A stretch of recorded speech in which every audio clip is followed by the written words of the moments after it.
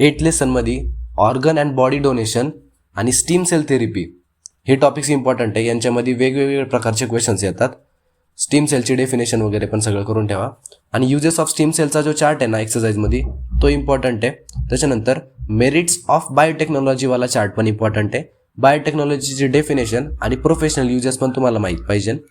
Commercial application of biotechnology page number 92 पासून तर 96 एकदा वाचून घ्या. आणि DNA फिंगरप्रिंट पण वाचा. 9 चॅप्टरमध्ये factors affecting social health important आहे. Hobbies to reduce stress important आहे. एक्सरसाइजचा क्वेश्चन नंबर 6 आहे ना तो फुल करा. त्याच्यानंतर ॲडिक्शन जसं की अल्कोहॉल, स्मोकिंग, टोबॅको चिविंग हे टॉपिक्स वाचून जावा.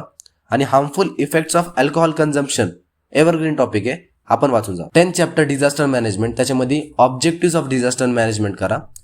एक्सरसाइज क्वेश्चन 8 आणि 11 तो वाला एक करा. त्याच्यानंतर materials in first aid box आहेत ना ते मटेरियल्स एकदा वाचून घ्या. त्याच्यानंतर मॉक ड्रिल याच्यावरती शॉर्ट नोट येऊ शकते. आणि पोस्ट आणि प्री डिझास्टर हे पण एकदा वाचून जावं. आणि चॅप्टर 6 मध्ये सिमेट्रीवरती पण क्वेश्चन आहे. एसिमेट्रिकल, रेडियल आणि बायलॅटरल ते 3 मार्काला येतं. फक्त डायग्राम दिलेली असते आणि ओळखायचं असतं. ते पण एकदा वाचून जावं.